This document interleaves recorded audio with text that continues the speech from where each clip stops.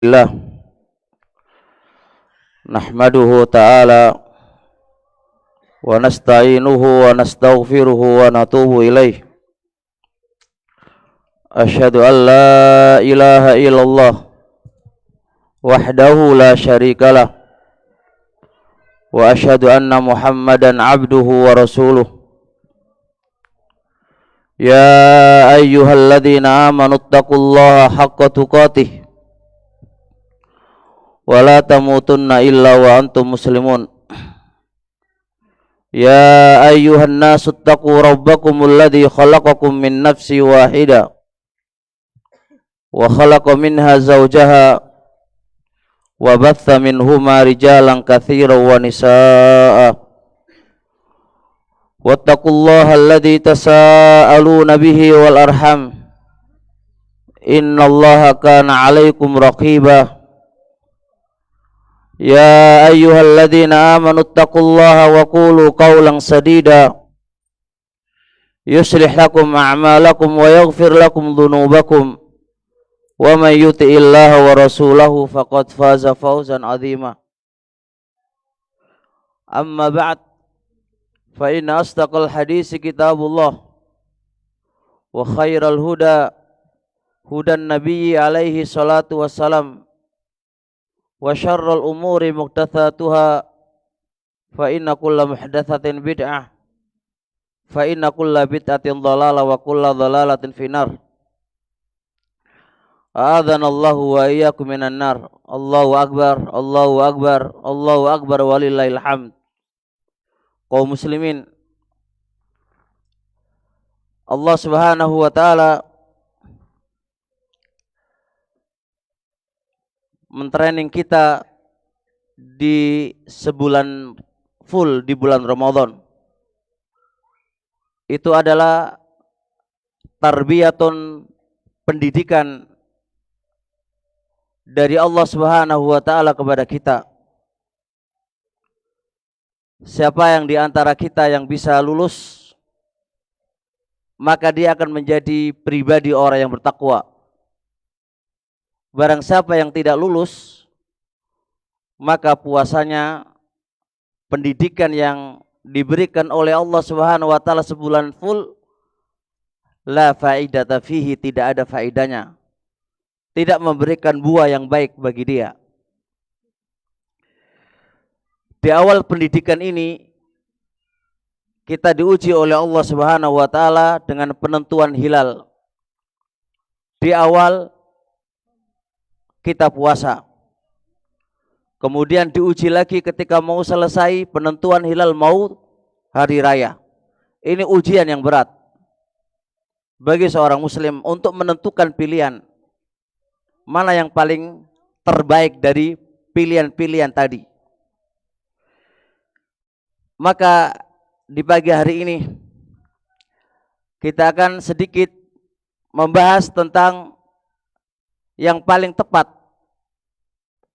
kita berhari raya, apakah mengikuti pemerintah ataukah tidak, tanpa melihat perbedaan-perbedaan yang ada dari masalah-masalah fikih, tanpa melihat perbedaan di ilmu falak, apakah batas minimal ketinggian 3 derajat dan batas jarak itu 6,4 derajat ataukah tidak.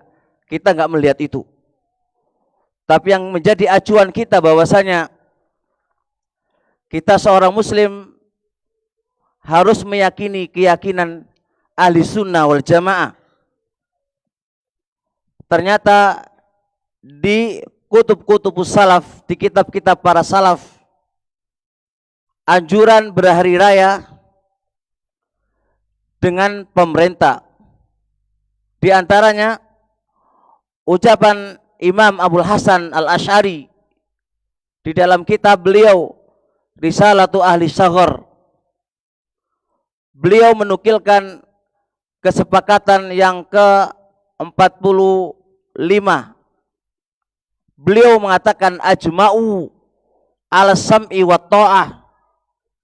Para ulama salaf itu sepakat untuk mendengar dan mentaati li'aimatil muslimin, terhadap pemimpin-pemimpin kaum muslimin, alias kepada pemerintah-pemerintah mereka.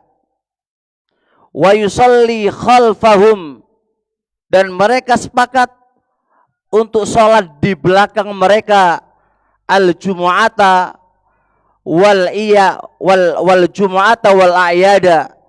Mereka sepakat sholat di belakang mereka, baik sholat Jumat maupun sholat hari raya. Kata sholat di belakang mereka memiliki dua makna. Makna yang pertama, imamnya adalah pemimpin dan kita sholat di belakangnya. Makna yang kedua adalah mencocoki hari yang telah ditetapkan oleh pemerintah. Mencocoki hari yang telah ditetapkan oleh pemerintah, maka itu bagian daripada kesepakatan yang mereka telah sepakati. Kemudian Al-Imam Ahmad rahimahullahu ta'ala di dalam kitab Tabaqatul Hanabilah, Imam Ahmad mengatakan di kitab itu dengan bahasa beliau, wasifatul mu'mini min ahli sunnati wal jamaah, sifat seorang mukmin dari ahlu sunnah wal jamaah. Lihat bahasa beliau, sifatul mu'min min ahli sunnati wal jamaah, sifat seorang mukmin dari ahlu sunnah wal jamaah itu adalah ayyusalliya, hendaknya dia sholat ma'akulli amirihi, bersama setiap pemimpinnya, fajiron kana au baron, apakah pemimpin itu orang yang taat ataukah orang yang suka bermaksiat. Fakalimat, baik pemimpin itu pemimpin yang taat kepada Allah ataukah dia bermaksiat kepada Allah, bisa jadi sampai dalam penentuan hari raya itu taruhlah itu salah dan itu dipegang oleh pemimpin kita, maka kewajiban untuk mentaatinya itu adalah ada. Kemudian ucapan Abu Bakar Al-Ismaili dalam kitab I'tiqadu Ashabil Hadis, dengan bahasa beliau, wa yarawna, para ulama salaf itu yarawna, mereka melihat, mereka punya prinsip dan berpendapat bahwasanya salatul idi wal jumu'ati, salat id dan salat Jumat, salatul idaini, salat dua hari raya dan salat Jumat, ma'akulli amirihi, bersama setiap pemimpinnya. Kemudian ditambah lagi ucapan Abu Bakar, ucapan Abu Zaid Al-Qarawani dalam kitab beliau menyebutkan bahwasanya wa kullu man waliya amrul muslimin, setiap orang yang memimpin urusan kaum muslimin ditetapkan untuk kita salat bersama mereka. Kata beliau, wa kullu ma dzakarnahu, dan setiap yang kami sebutkan dari poin-poin yang sebelumnya itu adalah qaulu ahli sunnati wal jamaah wa immatul hadithi. Setiap apa yang kami sebutkan di depan, di antaranya adalah salat di belakang mereka, menyamai pemerintah, salat di belakang pemimpin kita. Itu bukan ucapan saya pribadi, tapi itu ucapan ulama-ulama, ucapan-ucapan ahlus sunnah wal jamaah, dan ucapan-ucapan imamul hadis, imam-imam ahlul hadis.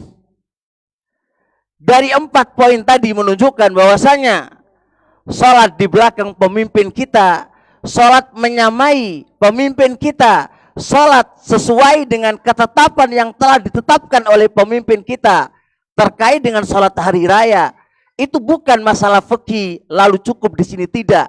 Tapi itu ternyata sebuah prinsip dan keyakinan Ahlussunnah wal Jamaah, salat di belakang mereka dan salat sesuai dengan ketetapan mereka.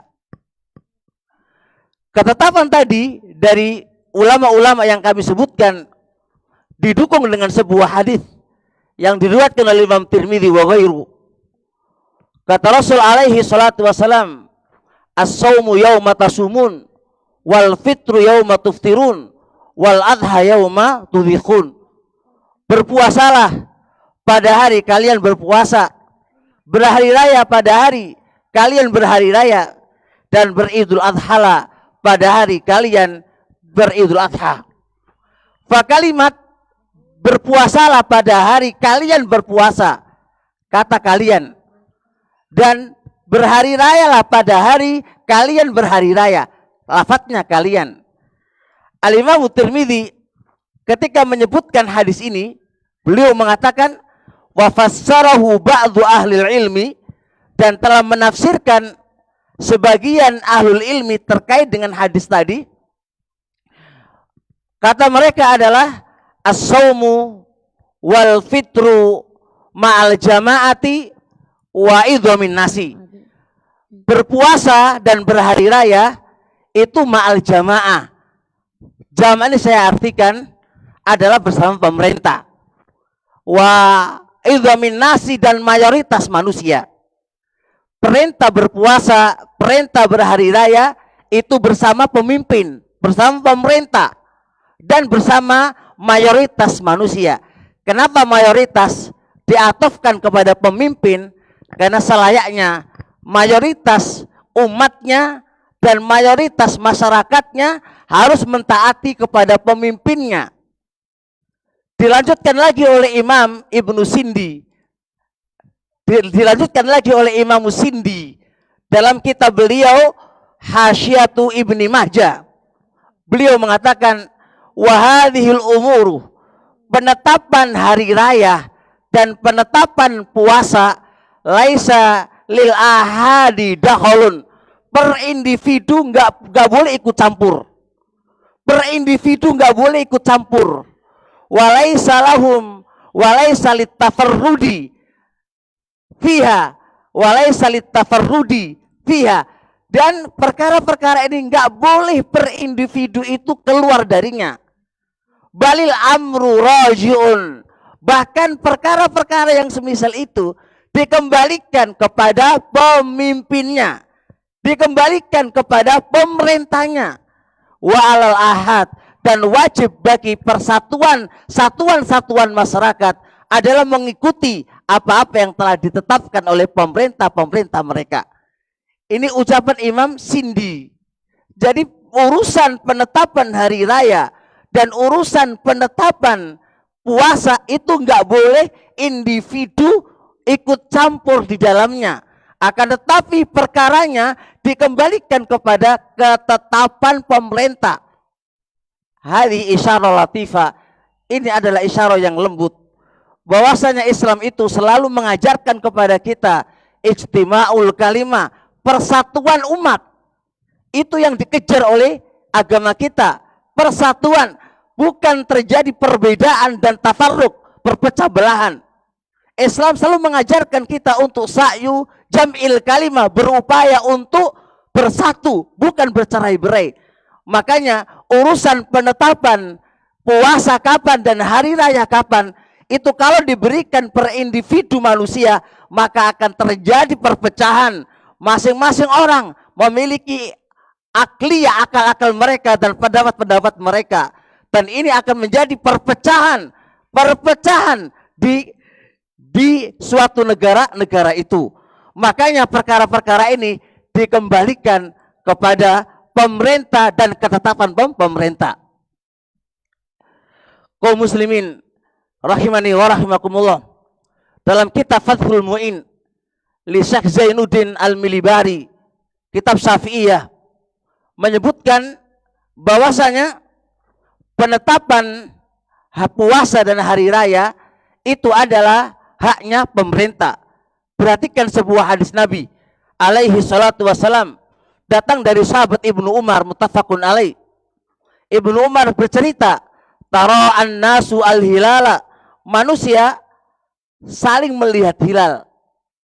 Fara'aitul hilala, lalu aku melihat hilal. Ketika Ibnu Umar melihat hilal, apa yang terjadi? Fa akhbartu bihin nabiyya, Maka aku kabarkan kepada Nabi perihal saya itu melihat hilal. Ketika dia melihat, apa yang terjadi? Coba lihat. Ibnu Umar melaporkan kepada Nabi, melaporkan kepada pemimpin. Setelah itu, maka Rasul mengatakan, ya Bilal, wahai Bilal, adzin fin nasi fasumu ghoda. Umumkan kepada manusia supaya mereka besok berpuasa. Dikembalikan kepada Nabi, keputusan dibalikan kepada Nabi. Bukan per individu manusia bisa memiliki aturan mainnya, tapi dikembalikan kepada Nabi saat itu pemimpinnya. Diriwayatkan oleh sahabat yang lain dari sahabat Abu Hurairah radhiyallahu taala anhu rawahu Tirmidzi wa ghairi, dan hadis ini diperselisihkan terkait dengan sanadnya. Ja'a Arabiyun, telah datang Arab Badui. Arab Badui datang ila Nabi alaihi salatu wasalam, kepada Nabi alaihi salatu wasalam. Kemudian beliau mengkabarkan, aku melihat hilal. Kemudian Nabi mengatakan, atasyhadu alla ilaha illallah? Qala na'am. Atasyhadu anna Muhammad Rasulullah? Qala na'am. Maka Nabi mengatakan, ya Bilal, wahai Bilal, umumkan kepada manusia besok berhari raya. Mereka lapor dulu kepada Nabi, kepada pemimpinnya. Kemudian keputusan dibawa pemimpin. Keputusan dibawa kepada pemimpin. Besok umumkan. Bukan per individu memiliki pendapat masing-masing. Maka ini akan menjadi fatal. Jadi kita tidak membahas tentang masalah fikihnya, khilafiyahnya. Tapi selayaknya seorang mukmin mengerti bahwasanya di dalam Islam itu ada aturan main jam'ul kalimah, bersatu dengan pemimpin, bukan bercerai-berai, bukan membuat kelompok-kelompok kemudian akan menjadi percerai-beraian. Ini yang dianjurkan oleh Islam. Kemudian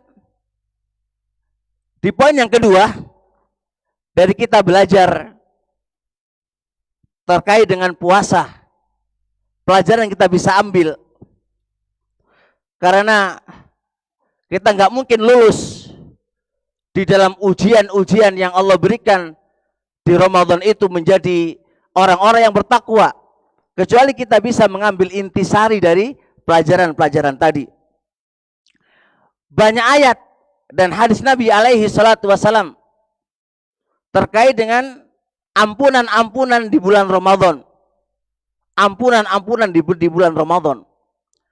Itu menunjukkan bahwasanya setiap manusia itu punya salah. Kalau manusia itu nggak punya salah, ngapain Allah memerdekakan orang-orang dari api neraka? Allah memberikan man qoma ramadhan iman waqti saban ghufira lahu, diampuni. Kata diampuni berarti sebelumnya manusia itu pasti ada dosa. Ini pelajaran penting, bahwasanya setiap manusia itu punya dosa dan salah. Kullu bani Adam khatta'un wa khairul khatta'in tawwabun. Setiap manusia, setiap anak Adam itu pasti punya salah, dan sebaik-baik orang yang salah adalah bertaubat kepada Allah Subhanahu wa taala. Wa yaqulu Rasul alaihi salatu wasalam, dari sahabat Abdullah bin Umar muttafaqun alaih, laukana al-abdu lam tudhib, laukana al-abdu lam yudhnib. Andai kata seorang hamba itu enggak punya dosa, la dhahaballahu bih, pasti Allah akan hancurkan hamba tadi. La tallahu bih, dan Allah akan datangkan seorang hamba yang dia punya dosa, wa yastaghfirullah, lalu dia meminta ampun kepada Allah, fayaghfirullahu lah, maka Allah mengampuninya. Ini hadis menunjukkan bahwasanya manusia itu bagaimanapun derajat dia, bagaimanapun ketakwaannya dia, bagaimanapun dia, tetap dia punya salah, punya celah, punya kekurangan. Dan ini kita belajar dari Ramadan itu, bahwasanya manusia itu punya salah, punya kekurangan. Maka seorang muslim bukan mencari kesalahannya. Seorang muslim bukan mencari kesalahannya, tapi menutupi kesalahannya dan memperbaikinya. Wa yaqulu Rasul alaihi salatu wasalam, man satara musliman satarallah. Siapa yang menutupi kesalahan orang mukmin, satarallah, Allah akan menutupi kesalahan-kesalahan dia besok pada hari kiamat. Bukan kesalahan kemudian dibeberkan, tapi kesalahan ditutupi dan diperbaiki. Pelajaran yang kedua yang kita bisa ambil di bulan Ramadan, hendaknya kita memiliki sifat tarahum, saling berkasih sayang antara satu dengan yang lainnya.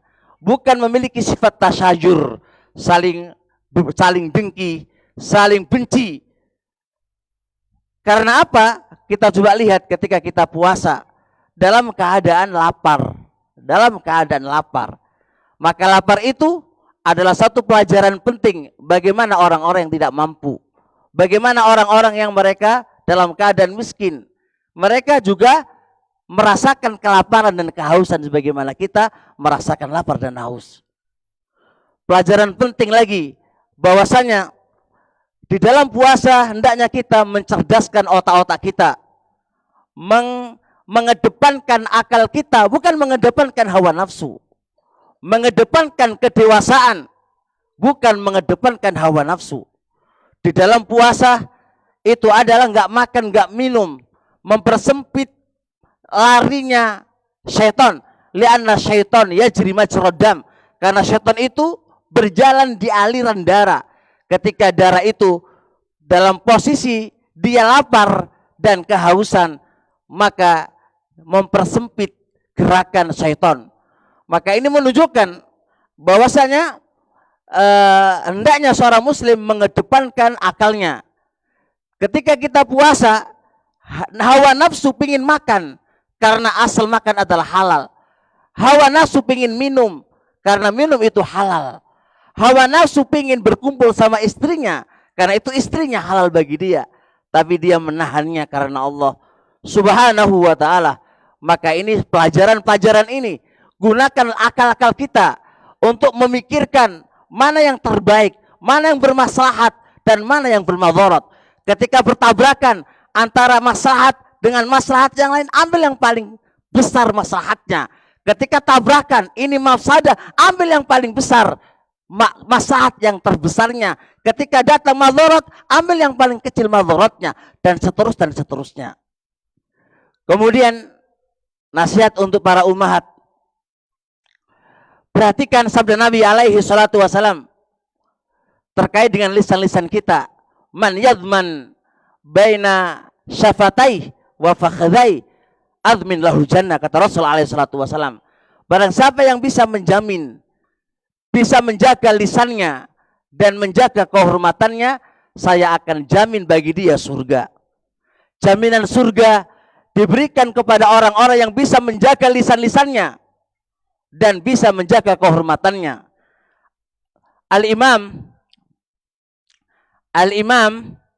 Ibnul Jauzi rahmatullah alaih dalam kitab Sayyidul Khatir, beliau mengatakan, saya heran kepada suatu kaum. Kaum ini ibadahnya luar biasa. Kaum ini ibadahnya luar biasa. Bahkan kaum ini amat perhatian dengan makan-makan yang halal pun mereka bisa jauhi karena takut tersamarkan. Karena subhat, mereka bisa menjauhinya. Tapi anehnya, kata beliau, anehnya adalah mereka tidak bisa menjaga lisan-lisan mereka. Mereka nggak bisa menjaga lisan-lisan mereka.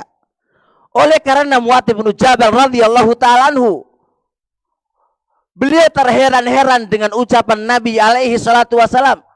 Masa bisa seorang hamba itu dakhalan nar, masuk ke neraka bisabab dengan sebab lisan-lisan mereka. Faqala Nabi alaihi salatu wasakilat ke ummuk, celaka kamu wahai Mu'adz. Hal yukabbu, tidaklah orang itu ditelungkupkan ke api neraka illa bihasaidi lisanihim, kecuali sebab hasil lisan-lisan mereka. Bertakwalah kepada Allah Subhanahu wa taala dengan lisan yang tidak bertulang ini. Berhati-hatilah kepada Allah, bertakwalah kepada Allah dengan lisan yang tidak bertulang ini. Dia akan bisa menjadikan Anda ilal nar dan dia juga bisa menjadikan Anda ilal jannah. Berhati-hatilah engkau. Dan Allah Subhanahu wa taala ketika menyebutkan tentang bisikan-bisikan syaitan, ketika Allah Subhanahu wa taala menyebutkan jangan sampai Anda tertipu dengan syaitan, lalu Allah mengatakan wa qulu linnasi husna. Perhatikan dua paragraf ini. Kenapa Allah Subhanahu wa taala menyebutkan di awal jangan sampai Anda tertipu oleh syaitan, jangan sampai Anda terperdaya oleh syaitan. Berlindunglah dengan Allah Subhanahu wa taala dari syaitan. Setelah itu Beliau mengatakan wa qulu linnasi husna. Berucaplah kepada manusia dengan ucapan yang baik. Ini rahasia luar biasa bagi yang mau memahaminya. Kata para ahli tafsir, dan ini ditulis oleh Syekh Sa'di di majelis Ramadan, beliau mengatakan bahwasanya perangkap yang terbesar yang diberikan oleh syaitan kepada hambanya adalah melalui lisan. Ini perangkap terbesar yang syaitan berikan kepada hambanya supaya hamba ini ikut masuk neraka dengan syaitan. Itu adalah perangkap terbesar adalah melalui lisan-lisan mereka. Berapa banyak perceraian terjadi melalui lisan, disebabkan lisan. Berapa banyak terjadi ketidakakoran antara A dengan B disebabkan lisan-lisan mereka, disebabkan lisan-lisan mereka. Maka yang paling tepat adalah diam dan berbuat baik, berkata-kata yang baik. Diam dan berkata yang baik. Kalau kita tidak bisa memandang ini bermaslahat ataukah tidak, mendingan diam. Dan itu adalah jalan terbaik untuk menghantarkan kita kepada surganya Allah Subhanahu wa taala. Oleh karenanya, kaum muslimin dan kaum muslimat, mari sama-sama kita bertakwa kepada Allah Subhanahu wa taala. Kita belum tahu bahwasanya ini adalah hari terakhir bagi kita. Dan semua ada hitungannya, ada hisabnya di depan Allah Subhanahu wa taala. Kita bicara ini dan bicara itu, semua ada hisabnya. Barang siapa yang merasa menang di dunia, itu adalah anggapan Anda. Tapi hisab di akhirat tidak akan lepas dari kita semuanya. Semua akan ada hitung-hitungannya. Semua akan ada perhitungannya di depan Allah Subhanahu wa taala. Maka bertakwalah kepada Allah Subhanahu wa taala. Jaga lisan-lisan kita, jaga organ-organ tubuh kita, semuanya untuk Allah Subhanahu wa taala. Semoga Allah memberikan terbaik untuk kita semuanya. Subhanakallah wa hamdik, syahadu alla ilaha illa anta astaghfiruka wa atubu ilaik. Assalamualaikum warahmatullahi wabarakatuh.